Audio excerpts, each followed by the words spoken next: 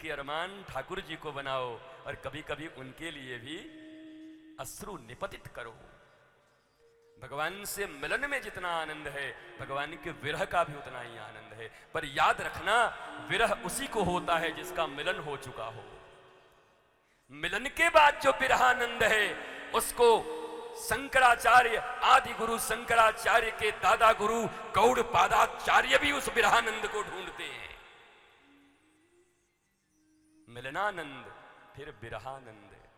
7 दिनों तक श्याम नगर से हमारा आपका मिलनानंद है और फिर 21-22 तारीख से विरहानंद शुरू होगा हमारा, उसका भी आनंद लेंगे। मिलन में इतना आनंद है तो विरह विछोह में कितना आनंद होगा। ऐसे ही भगवान से प्रेम करो।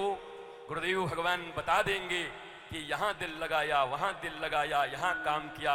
बस एक छोटी सी टेक्निक बता देंगे, उस टेक्निक से तुम वहां पर अगर लग गए तो सीधा स्रोत मिलने वाला है। ऐसा स्रोत जो कभी सूखेगा नहीं। बाकी स्रोत तो सूख गए। जब पैसा था तो बड़ी यारी थी, जब पैसा था तो बड़ी रिश्तेदारी थी, जब हुस्न थे, जवानी थे तो बहुत चाहने वाले थे, चमड़े सिकुड़ गए तो अपने भी निकल गए। ऐसे तो इस दुनिया में लोग तुम्हें मिलते ही रहेंगे, पर एक हमारा प्यारा ही है जो कुब्जा के 3 जगह टेढ़े को भी ठीक कर देता है।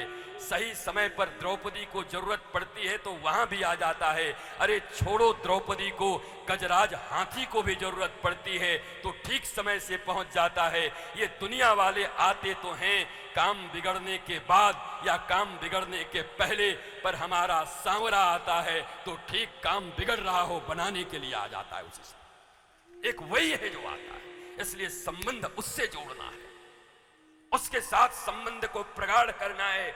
और उसके साथ संबंध प्रगाढ़ करने के अगर कोई निष्णात व्यक्ति इस दुनिया में है तो तुम्हारे सदगुरु हैं, तुम्हारे लिविंग मास्टर हैं, तुम्हारे लविंग मास्टर हैं, तुम्हारे स्पिरिचुअल मास्टर हैं। Not religion master only, the spiritual master, आध्यात्मिक गुरु जो तुम्हें अध्ययन धन आत्मा सिखा देंगे। शरीर पढ़ना तुम सीख गए हो थोड़ा थोड़ा, आत्मा की पढ़ाई सिखा देंगे, मौज में आ जाओगे। मेरा ऐसा मानना है कि प्रत्येक संत को और भारतीय सनातन परंपरा के मनीषी को विश्वामित्र की तरह होना चाहिए। जीवन में कोई कलंक और दाग भी लग जाए तो फिर बाहर निकलना चाहिए। एक बार कोई मेनका आ जाए और दूसरी बार कोई रंभा आए तो फिर रंभा को पत्थर बना करके, अर्थात अपनी निष्णात विद्वता के बल पर दुनिया ही नहीं, दुनिया बनाने वाले श्री राम को भी ज्ञान देने के लिए आ जाए, वो विश्वामित्र हैं। हमारी सनातन परंपरा ये है,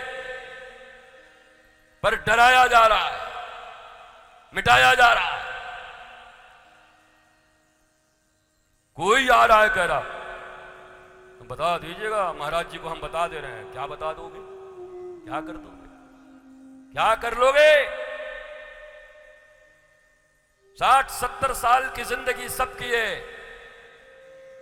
और मैं सिर्फ इतना जानता हूं कि इस दुनिया में तुम्हें 2 जगह अच्छे रहने हैं, एक परमात्मा की निगाह में और एक अपनी निगाह में। सारी दुनिया कुछ कहती रहे, कोई फर्क नहीं पड़ता।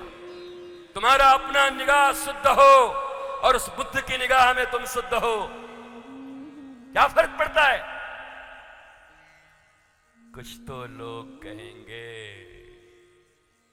इसलिए डरपोक कभी संत नहीं हो सकता।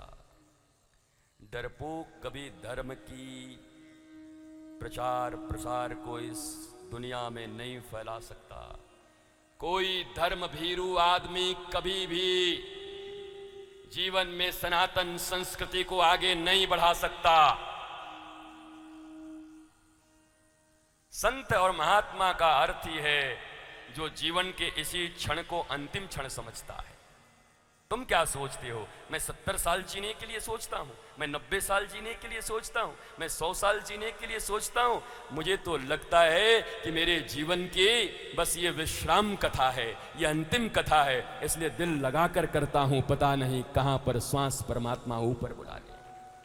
तुम क्या सोचते हो? कोई प्लानिंग बना के काम कर रहे हैं 20 साल के लिए, 30 साल के लिए? हर क्षण हर पल अंतिम है, इसलिए दिल लगा के बोलता। पूरा हृदय लगा के बोलता हूं। क्यों? बोला अंतिम क्षण है, अंतिम कथा है।